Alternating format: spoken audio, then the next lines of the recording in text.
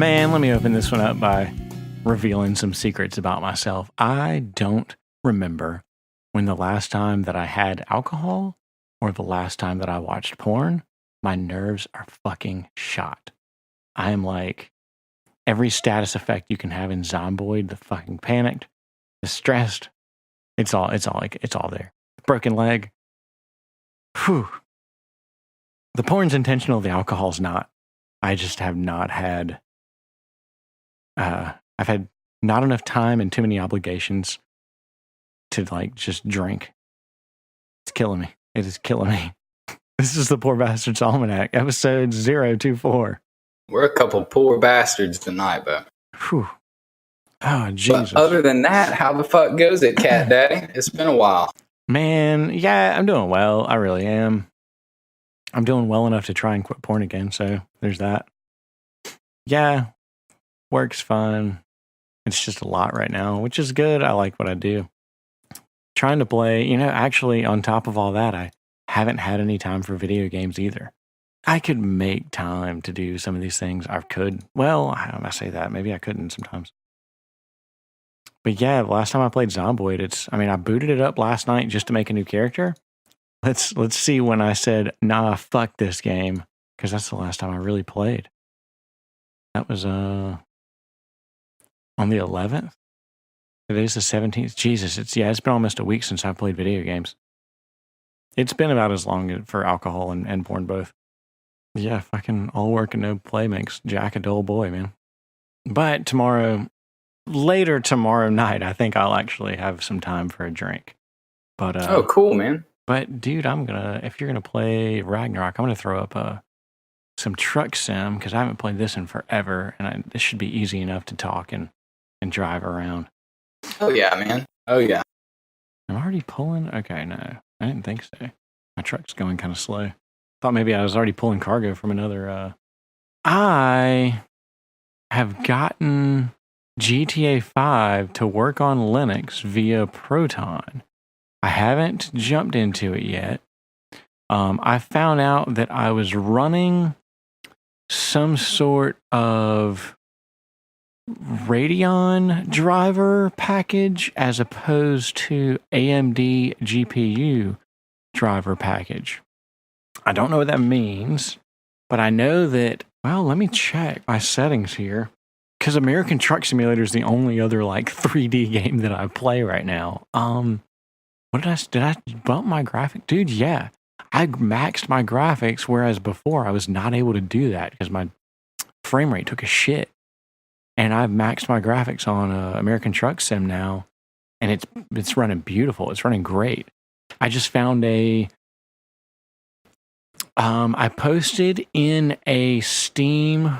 It was on a GitHub in the Steam Play Proton settings or whatever on. I don't know what I'm trying to say. On the Proton GitHub page where you can post your issues or whatever with Steam Play. That's where I found it, and I just posted it in there. It was something to do with American Truck Simulator, I think. No. Sorry, it was with GTA 5. I'm fucking retarded. I shouldn't drive and podcast, obviously. Yeah, it was the GTA 5 page because a bunch of NVIDIA users were having trouble trying to run the game, and they figured out how to run it. And so I just kind of posted in there, and there was I guess it was a Steam moderator or something who oh, this is fucking cool. I just pulled into it's the foundation for a skyscraper. Or a foundation for a very large building because the foundation's huge. And the guy pointed me to a different post. He's like, oh, you don't have an NVIDIA card. None of this shit's going to help you. Try this out. It sounds like this is your problem. And fucking sure enough, it was. It still took me. That angel. Oh, I know, right? So I took a bunch of time running through the graphics settings, and you can run a stress test, I guess. So I ran that just a bunch of times, figuring out what graphics settings work the best, and I've got it on pretty high. It looks good. I haven't actually played it. All I've done is run that the graphics test a few times, but it works. If that works, it works. Because that's the thing. I mean, it does everything from downtown to like everyone's starting areas. And then like at the very end, it flies across the whole fucking map too. So yeah, I'm feeling good about it, feeling confident about it. One of these days I'll jump in, and I've been really missing a good Rockstar storyline. They're the best, man. Sorry if you can hear me backing up my trailer here. I just picked up some kind of excavator. I don't know what this thing is. But yeah, it's sweet that the game runs, and there's been a couple more updates again lately. There was a Discord update today, like a major 0.8.0 or something, which normally Discord just updates itself. Ooh, I just noticed that reflections are fucked up. I don't have side mirrors. It's always got to be something, man. Right. Yeah, I was wondering because some of the gauges look weird. I knew that already, but I hadn't paid much attention to my mirrors yet. I just noticed they're all fucking black. So yeah, I've got a DLC for like heavy cargo. There's a special transport DLC that I've probably talked about before. It lets you, it lets you haul some like major shit. Do you get those trucks out behind you that follow you and say wide load? Yep, and a police escort, and you can get out of here. Yep, fucking cool. Let me check my options, my graphics. See, mirror quality is high, resolution's high, distance is medium, but yeah, I mean, it still should be black. Okay, so I'm supposed to have reflections there for sure. Let me quit and Google that real quick. But man, hey, on the Joe Rogan podcast, I've been listening to that today. The latest one, he's got Mike. Oh, I posted it in one of our chats. Mike Baker. He's a former covert CIA ops, I guess. And he seems to have a good head on his shoulders. He has no qualms with saying that Hillary's a piece of shit. He's very quick to say, Trump's doing a phenomenal job with China. Some of his tweets are dumb as shit. Yeah, sometimes he acts like a child. But at the same time, that's obviously, he's acting the way that got him elected in the first place. So why wouldn't he continue to act that way? Oh yeah, it's Shakespearean to a degree, I mean, he is an entertainer. Yep. He knows what fucking sells. But it's just refreshing to hear someone on something as big as Joe's podcast admit that, yeah, Hillary sucks and Trump's not the worst politician ever, And this whole thing with China is a pretty serious issue with them kind of forcing their private companies, their private corporations like Huawei to pretty much inject malware in every single device that they've ever sold. And Huawei is the second biggest cell phone seller. Samsung, Huawei, and then fucking Apple. Oh, dude. Okay. So I can't remember. I think they were talking about on ADV China. Yep. Winston and C-Milk, I think they mentioned, and they didn't talk about the malware thing, but they did mention that yeah, there are Apple knockoff cell phones there, but they really do have some good cell phones from like Chinese cell phones. Yeah, Huawei is supposed to be a great company for their cell phones are supposed to be pretty nice and they're like unlocked, like they're good quality and they're low price. They don't have a bunch of junk loaded on them. Apparently, yeah, the hardware is a little is potentially compromised. They arrested the COO, I think it is, or the CFO, maybe the same person, in Canada of Huawei. Oh, get out of here. Yeah. Let's see. HUAWEICO Okay. Yeah, CFO. Yeah, it's the chief financial officer. She's under house arrest in Vancouver. Blah, blah, blah, blah, blah, blah. That's CNN. I'm not reading that. Fake news. She's got a GPS monitor strapped to her ankle. She can maneuver within a 100 square mile radius. until her 11 p.m. curfew.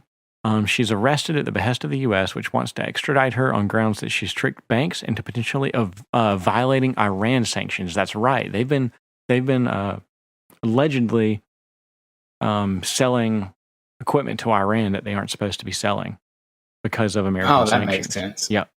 That makes sense because China is buddy with Iran. Yep. And Russia. Well. Pretty wild. Isn't that interesting? Yeah. Hey, speaking of Canadians, I don't know how much I pushed Just Passing Through on you. This guy named Jeremy Larder, a couple years ago, he's got 2 seasons of it on YouTube called Just Passing Through.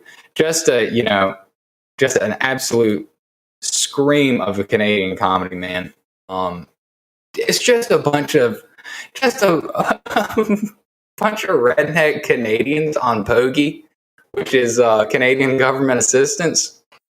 And anyhow, Jeremy Lauder's been making this movie called Pogie Beach for a while. And Pogie Beach is in the Just Passing Through series, it's a TV show. And basically Pogie Beach is where, all the dudes on Pogie go to hit on all the girls that are on Pogie, and they basically brag about how much government assistance they're getting and how much they're bilking the government. Now, obviously, that's not solely what it's about. It is fucking hilarious, man. Hey, what's that show? Wasn't that you that showed us this show? And it was real low quality. And it was raunchy, but, low budget. Yeah, it was bingo, motherfucking bingo. That old ass lady who won bingo was cussing everybody out. Dude, yeah. What show was that? Do you have any idea? That was it. That was Just Passing Through. Yeah, I think that was season 2. Oh my God, yeah. Dude, and that was like 4 years ago or something. They've been making this movie for a while, and it comes out it's on iTunes and 2 other platforms on the 22nd. I'm going to figure out how to get my hands on it because that guy, that whole group, they're freaking hilarious. And I had no clue that they were still working on the movie. And anyhow, it's got some of the characters from Just Passing Through in it. Some of the same actors, I guess you could say, playing different roles. It looks like it's going to be just as good as the series. And I'd like that. I'm looking forward to season 3 because there was a storyline there, and there's still some more story to be told. Are you sure that was this? This looks way higher quality than I remember. Dude, yeah, that's it. Okay. I promise you, that's it. Oh man, hey, there's a new Styx video. The one about Brexit. Have you been keeping up with that at all? I've been trying to, but I've been so fucking busy. I'm going to keep using that fucking excuse. Yeah, I kind of have. For a while now, I have not personally paid attention to or read about what Theresa May's been doing, but I have heard Styx's commentary, and I do remember Theresa May was not for the Brexit. Yeah, not at all. So why the fuck? I just do not understand why she is the one negotiating the Brexit when she doesn't want it in the first place. Because the short and sweet of it is the people of that nation voted and said, yes, we want to break from the European Union, but the elite don't. So I guess they're just not going to. I don't know. Apparently that deal was terrible anyway. Yeah. They're quote unquote trying to figure out how to get out of Brexit or how to get out of the EU. And they've been doing this for a long time, but they're still not sure how they're going to get out of the EU. And it's too difficult. They've got to come up with some sort of deal. I don't know. It sounds like they've gotten, dude, if you get yourself into something that you can't get out of like that, then yeah, you need to get the fuck out of it. However it takes, Fucking shoot your dick off or something, but yeah.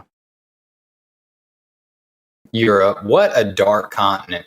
And I swear, Are the French? I have to splash some water in my face. Are the French seriously wanting a German army to defend them, and they want Germany to be in control of their finance? I mean, for God's sake, didn't we go through a whole thing so that didn't happen? Is that for real? Oh, that's, Merkel is at the seat of the EU in Germany. I mean, see, it's all these. I heard it explained this way once, that Europe are a bunch of rich little countries with great diplomatic power, but they don't have the population. They need somebody else to do their dirty work. And that's why Germany is trying to import a workforce by way of migrants. And there's all this, open border crap down there. You must accept migrants and crap like that. I think it was Spain. Spain was turning migrant ships away. Yeah, I don't And they remember. were just going to go further up the coast. So, I mean, the European Union is nothing more than another imperialistic authority. Yeah. I mean, if there's an EU army, wherever there's unrest, like France, do you think they'd be sending French EU troops to handle France? No, they'd pull them from another country. Because, then they're less likely to turn sympathetic towards the quote unquote opposition. It's pretty wild what's going on over there. Yeah, I just made a new friend this past week. Has heard nothing about France. Has no idea what's going on. Didn't even know there were protests going on. Dude, they're not covering this thing at all. Not at all. There was a French fireman that was. It was quoted by a bystander that he was shot in the head like a rat. Apparently, the bullet. I don't know if it was a non-lethal round, but it hit him in the head and in the back of the head, and he has brain damage from it. I mean, and I saw several pictures of him, on the ground with several people, helping him. And I don't think he wasn't in firefighter garb. He was a protester wearing a yellow vest. But I mean, it's not like Antifa. You know what I'm saying? He wasn't rolling around with a mask or anything. Right. He was just wearing civvy clothes and a freaking yellow vest, man. And apparently, he was a firefighter. Yep. Yeah, France has deployed a H&K G36 semi-automatic. Yeah, with live ammunition. That was January 13th. Yeah, conservative minister Luc Ferry caused for live fire to be used against the thugs from the Yellow Vest movement, who he says beat up police. And this is all over some crazy taxes, isn't it? Like they were sick and tired of it. Some kind of huge gas tax. That's what Macron wanted. Yep. Some sort of just ridiculous gas tax. That really was, I mean, people couldn't afford it. And then Macron backed down, and that's normally when the resistance smells blood and they keep going. And yep. And apparently Macron still calls it thuggery. So, I mean, that's why the Second Amendment exists right there. Yeah. Yeah, definitely. Yeah, because your government's going to turn on you. It's insane, man. It's insane. There's a lot of I don't know. We've been in a pretty peaceful time over. They say. I mean, as far as American civilians' relationship with their government. As far as the world's concerned, I guess normally the world's a little more chaotic than this, and we fight each other way more often than we are right now. It's what I've heard is that, normally there's far more wars going on. Countries are usually beating the shit out of each other constantly. And it's been fairly peaceful since World War II, I guess. I mean, we have been technically at war for 17 years, according to that guy. Since 9/11. Mm-hmm. We have. We've been over there in the Middle East. And, his point about pulling out of Syria was that apparently the Turks are going to fuck up the Kurds, and we are allied with the Kurds, and the Turks don't like the Kurds. I guess the Kurds are in Syria. They are. Yep. Yep. Certain areas of Syria. I don't know if it's. I think their land is like that's where their people have existed for generations and generations. Certain parts. Turkish conflict, 1978 to present, is an armed conflict between the Republic of Turkey and various Kurdish insurgent groups, which have demanded separation from Turkey to create an independent Kurdistan or to have an autonomy and greater political and cultural rights for Kurds inside of the Republic of Turkey. So yeah, and for some reason they are allied with us. They helped us fight ISIL in the region. I think it's the Peshmerga that have helped out the United States, and I believe it's the Kurdish YPG that is responsible for button heads with the Turks. I may be mistaken, but I do know I do know that the Peshmerga have been friendly to the United States recently. YPG, People's Protection Units. 2004 are their early origins. Let's see. They're a mainly Kurdish militia in Syria, the primary component of the Democratic Federation of Northern Syria's Syrian Democratic Forces. They're mostly ethnically Kurdish. They were formed in 2004 as the armed wing of the Kurdish Leftist Democratic Union Party. It expanded rapidly in the Syrian Civil War. Jesus, I can't read. Taken after my dad, Bill Burr. Yep, here we go. Several Western sources have described the YPG as the most effective force in fighting ISIL in Syria. Oh, okay. So the YPG didn't come up until recently. So, okay, I had it wrong as far as them against the Turks. Yeah, Jesus Christ. What a bunch of crazy shit going on over there. I could read until the day I died and I still wouldn't know half of the shit that's going on in that area.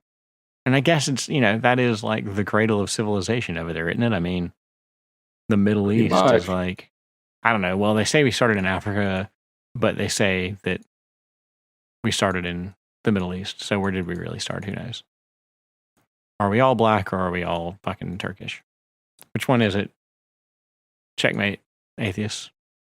Man, so what's I didn't watch the CNN video. What's that about? I hadn't had time to see it yet. Oh, yes. That little gem. That is a side-by-side, synced up broadcast of both C-SPAN and CNN. Let me double check who that was. Barr, Attorney General nominee. Oh, yeah, that was at Barr's confirmation hearing. And Mr. Barr is undergoing a short line of questioning from Senator Josh Hawley of Missouri. And as soon as that man gets the floor, CNN cuts to a commercial break, and Senator Hawley begins to ask Mr. Barr questions regarding the FBI and what they were doing as far as investigating Trump because they didn't like his foreign policy. And these aren't unsubstantiated questions that people are pulling out of their asses. Federal agents have been involved in spying on a presidential candidate. I mean, that's the short of it. And CNN cuts to a commercial, and as soon as this guy gets done, they come back from commercial break. So they completely cut this guy's line of questioning out, and C-SPAN's rolling on the opposite side of the screen, and sure as shit ain't Shinola. There it goes, yep. I will not be bullied into whatever it is. Of course, they use the buzzword bullied. Oh, he's being bullied into doing anything I think is wrong. You heard it here, folks. Let's look at this fucking macaroni and cheese and this bacon, some fucking donuts and a salad, because all those things watch this Gillette commercial. Oh, yeah. I might throw out the rest of my razors. Everybody's talking about that, man. You know what? I saw a whole bunch of chicks in spandex suits with Gillette across their asses. at some kind of racing event or something like that. You're gonna do something like that, and and issue those girls company little spandex uniforms. Now, hey, they didn't have the Lee sisters out there ugly and homely. They had some fucking hammers, dude. Well, yeah. They're a corporation. So they know what they're doing. I know. Yeah. God almighty, they're trying to make money off this horse shit.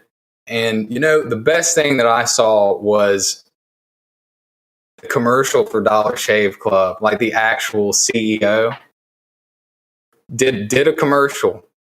And I'm telling you, that is some of the funniest shit I have seen in my life. And this dude's just talking about how fucking awesome their razors are. And he's like, yeah, we'll ship it to you. This lady's sealing a box up with tape, and he gets a freaking machete and hacks it. But it's definitely worth watching. So, that's that was old Dollar Shave. Okay. Apparently, Harry's Razors posted something about it too. Now, Dollar Shave Club, though, they are owned by Unilever. So they are corporate as fuck too. And you can tell the day that Unilever bought Dollar Shave Club, that was July 19th, 2016, because all of a sudden their ads go from why the fuck do you need 5 blades, fuck 5 blades, just use our regular ass 3 blade, there's nothing wrong with it, to now all of a sudden it's, you need the executive razor. 5 blades against your fucking smooth ass baby face, whatever vagina. Yeah. Unilever's pushing that same garbage though. You don't need 5 blades. 5 blades are the worst. I don't know what you shave with, but I can't get a close shave with 5 blades. But this has been the perfect excuse to get a straight razor, so I'm about to invest in a straight razor and just say fuck them all anyway. I mean, why do I need to spend that much? I mean, we're just taking metal and throwing it in the trash, I'm trying to use less plastic anyway. I really am. Yeah. So fuck them. I'm going to get me a nice straight razor and just... You could get away with doing that, honestly. I'd probably have to, stay after it and not let my facial hair get so long. But I think, shit, man. Talk about saving the environment, man. I'm working on it. Man, I'm trying to be a lot more conscious about the plastic that I throw away. Because that's got to be the worst thing that I do environmentally. Except for, driving my big SUV around all the time. But whatever. I'm going to keep doing that. I got to, but I can stop throwing away plastic bags. I just sit in my office and fart and poke holes in the ozone layer. Oh, man. Talk about sitting on my ass. I tell you what, I've enjoyed sitting on my ass and playing some Ragnarok lately. I jumped into that Nova RO private server, and I've already gotten to 3rd job class. But it's starting to get grindy now. Like I've been trying to make Lord Knight, and I finally did. And now I'm pretty much leveling where I was on my regular night on the vanilla servers. So I've progressed to where I've wanted to be in regular Ragnarok, but it's there's boosted experience and boosted drop rates, but it's not Ragnarok on easy by any stretch of the imagination. There are a lot of quality of life changes, though. You can auto loot. There's server commands that you just type the @ symbol, and you can warp anywhere. You just type @go space 0, and it will automatically warp you to the main city, Prontera. I thought that was pretty cool, and they've got new NPCs where you can warp to any dungeon, any town, a lot of other different places. So it really cuts out the time it takes to travel to places, which I kind of thought that was OP at first, but not really. I mean, Ragnarok is still challenging, even when you can get to places easily. But they've nerfed things like attack speed a little bit. I'm not attacking nearly as fast as I am on my vanilla knight. I mean, I'm third freaking job class right now, and I'm probably swinging as fast as I was when I was a swordsman in vanilla. And I looked at a video on the attack speed. It's some real crazy formula. And apparently it doesn't matter in game. You're still going to be attacking fast as fuck. But I kind of see why they did that, since there's boosted drop rates and stuff and experience. You can't just go blasting through lower levels like that. It kind of evens out your progression. It's a really active server. There's probably about 500 more people that play on this server than on Chaos. And it's pretty neat, man. I enjoy it. It looks like there's a pretty tight community here. A lot of guilds, a lot of PvP, a lot of events.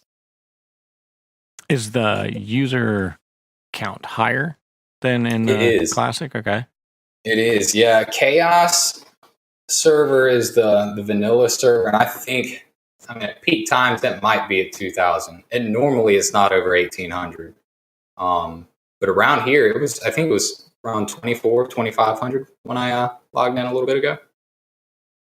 So there's plenty of people around. Oh yeah.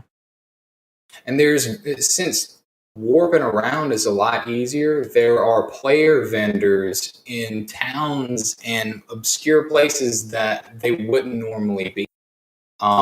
So traffic and traveled areas are a little bit different now that you can get to other places easily. And it's just pretty cool to go to a little obscure town and see a couple people, selling stuff. And sometimes it's some really good deals, man. I mean, you can look at the Nova RO website and look at the market and see what people are selling.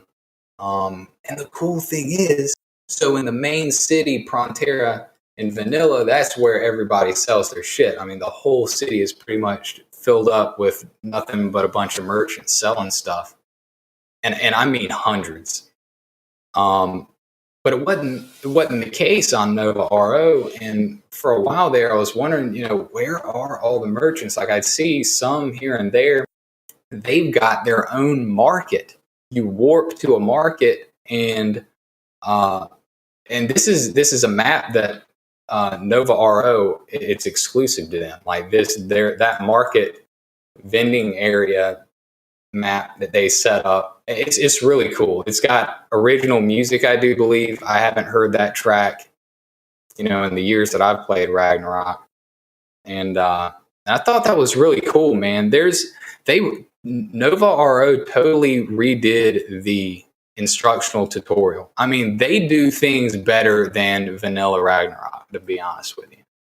They really do. I mean, you wake up in a house, your mom wakes you up, and you walk around the house, and it explains things so much better. And it's a lot quicker too. It's a lot quicker than the vanilla tutorial. And you go ahead and get your first job class a lot sooner, which is really nice. Nova RO really does cut out the horse crap in that regard. But I think, Ragnarok's been around since 2002, and I'm just tickled pink that there is still an active server like this out there. And anyhow, yeah, that's pretty much my plug for Nova RO. They do it right, man. Man, I'm excited to dig back into Zomboid. And the last time I played, so I was alive for 6 days, and this was on my solo character. I started in a pretty big town. I got real lucky and I found a sledgehammer pretty early. And I found a decent enough car, and I was able to break into the police station. So I armed myself a little bit there. Oh man, I wish I remember everything that I did. I was I'm really trying to stretch out and try a bunch of different things. I'm trying to level up some carpentry and build some things just to see how that is. I'm trying to do some farming. So I did. I found there's this real nice ranch out in the middle of the map. And I Drove out there. It's got a real long driveway. It's really nice. So I go in, and of course, the first thing that happens is the damn security alarm goes off. But luckily, there were barely any zombies close enough to hear. So I took care of the few that came wandering around. I secured the area. I started unloading my gear and sorting through it. I mean, I was putting stuff like, I was putting my kitchen stuff away in the kitchen. I was sticking all my food in the fridge and all that stuff. There was a well outside. I had a trowel, so I started doing some farming. And it's kind of cool how you do farming. You do put multiple seeds down, so you get a packet of seeds. You open that packet, and you plant like 4 or 5 seeds in each little plot, but you have to dig every single one of them. You have to right-click every plot to plant. It's a bit of a pain. I don't know how long that shit takes to grow. Anyway, so I lived there for a few days. There was a real bad storm, so some days I just kind of dicked around the house and I would just read some books. Because in that game, just to explain to our lack of listeners, books don't give you skills. Books just give you an experience bonus towards your skill points. You read a book and then you start grinding those skills away, and that's how you get extra points and stuff like that. It makes it a lot easier to level up. But books are pretty imperative because it'll at least double your experience gain, and you've got a lot of points to fucking get before you can level up a skill. So that was kind of cool. So I was headed, actually, I went to one of the bigger towns and I found the bookstore and I stopped in there. I was hanging out in the bookstore and I'd driven my car into town, and these Zeds are fucking hard. They will chase your ass, and they crowded around my car as I got out, and they didn't really chase me down.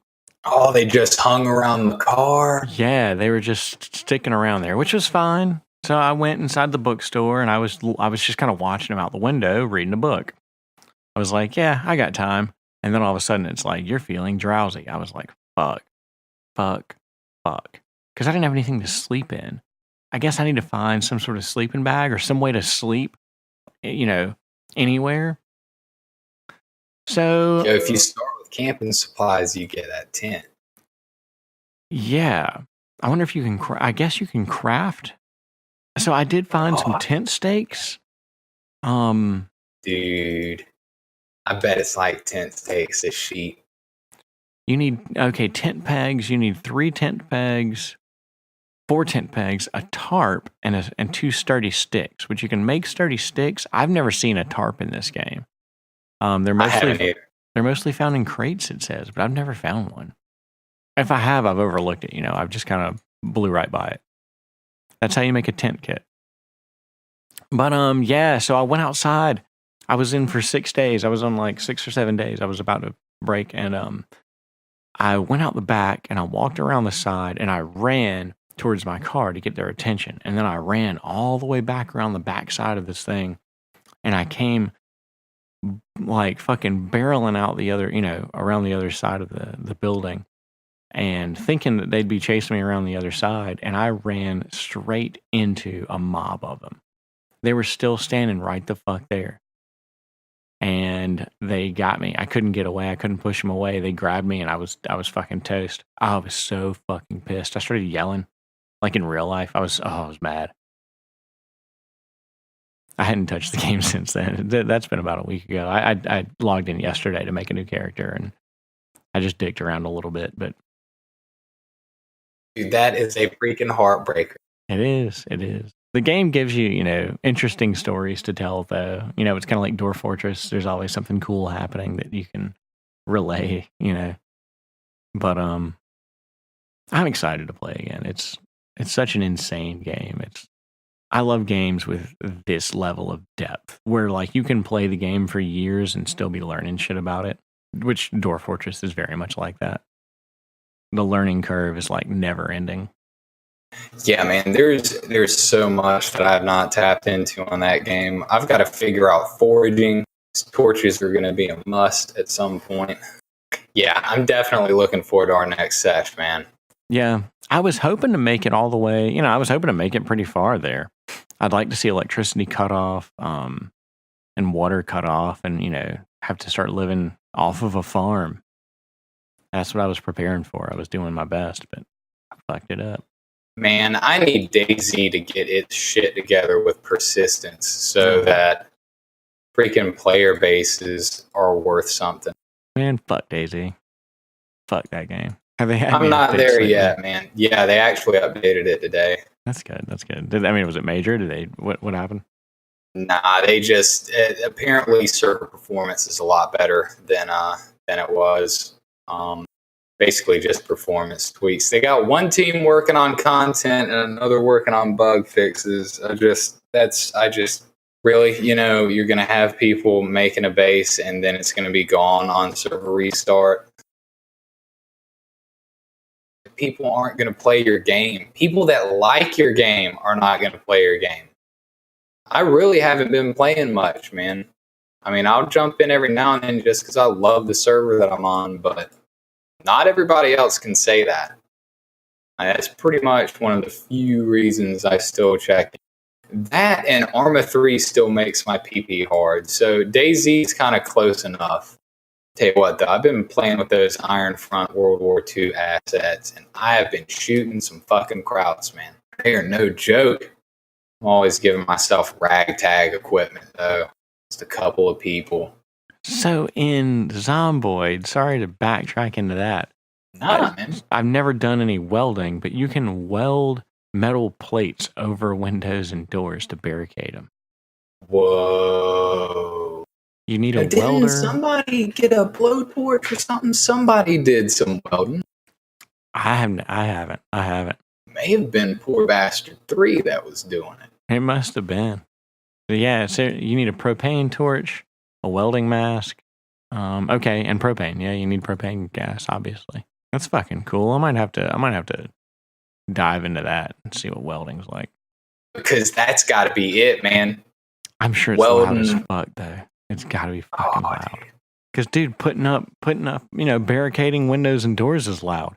I've barricaded windows to keep zombies out, only to attract zombies to that window to start busting it down. I was better off leaving it unprotected. Get out of here! Oh my gosh! And that's just with a hammer and nails. It's interesting though. It's such a fun game. I dove back into Phoenix Wright, the Ace Attorney trilogy on my 3DS. I've played that game probably a good, all of the entire series, probably the original series. I've only played the 3DS titles once through, both of them. The original trilogy, I've probably played through 5 times. I know exactly what's going to happen every time, but the writing is so good. The characters are so memorable. It's funny.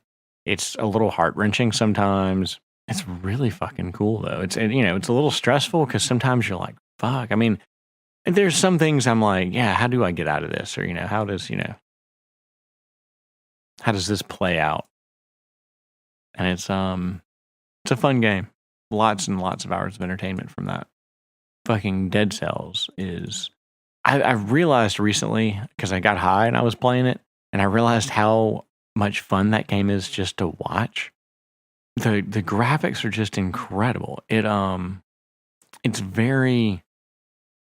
I guess I've mentioned this before. It feels like Diablo 3, which Diablo 3 just feels like, smash, smash, smash. It looks so good and visceral. The animations are done well. The environment explodes, You can bust through doors and shards of fucking splinters. It splinters out the other side. And it when you do that, it stuns enemies on the other side of the door. That game is a lot of fun.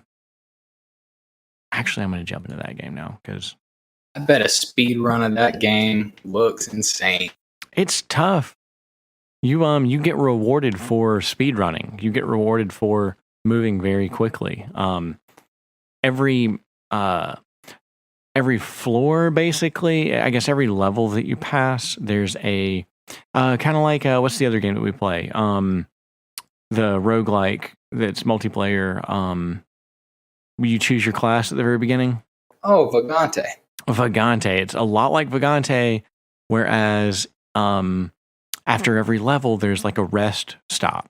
You stop there, you heal up, and you actually do get full health, and you get a potion that refills at the rest stop as well. Ooh, I have no fucking clue what. Oh, okay, I've got a whip. So every shit, yeah, I probably can't play this and record either. Okay, it's a shield. Fucking sweet. Every playthrough you find new weapons, and the weapons can be fairly drastically different. They come in 3 flavors basically. There's or sometimes a mix of flavors. There's red, which is like basically your melee stuff, and then there's purple, which is normally your ranged stuff, and then there's green, which is your utility stuff. Okay, so green is usually shields. As you play through the game, you don't gain experience, but you find these little shrines that allow you to level up one of your 3 stats, either red, purple, or green. And whatever stat you level up also levels up items of that same color. So you end up it kind of shoehorns you into a certain sort of build as you play through the game. I mean, you shoehorn yourself into a certain kind of build based on the weapons that you're finding, and based on the skills that you're deciding to put your points into. Is it kind of a cop it or drop it type system? You know, you can leave things behind if you don't want them. Oh yeah, definitely. Yeah, you find sometimes you'll find a shrine with a choice of like 2 or 3 items, and you can pick one. You can pick one of them, and usually they're free, but you just get to pick one. So you pick the one that kind of benefits you the most. Some stuff is colorless. Legendary artifacts are colorless, so whatever your highest skill level is applies to that. Like my shield right now is normally purple, but it's colorless. So, it's normally green, but it's colorless. So my purple skill, because your legendary, like there's different types of items. Like there's a fire grenade, but your fire grenade is always, it's normally red, but if you find a legendary one, then it's colorless. So there are weapons, but weapons have random stats, and you can reforge your weapons in the rest areas. Right now I'm using a whip and a shield. Whips are cool because whips ignore shields. And there's not many enemies that have shields, but whips also auto-target. So they're not quite melee. They are a good mix of melee and ranged, and they are actually red and purple. So either your red or purple skill will level them up. So whips are pretty good. They just have limited range. Rogue Legacy has been updated since I played it last, and it's been a number of months since I've played it. There's it got different things on that tree, that you can buy with gold from your previous. Pretty tight stuff, man. Pretty tight stuff. New people out in front of the castle that you get, that you can buy as perk on the little tree. When was this? I'm not sure when that update was. Huh. Yeah, because I haven't played in a while. But it was certainly nice to see that they're still working on that game, because that's pretty unique, man. I like that. That's a great roguelike.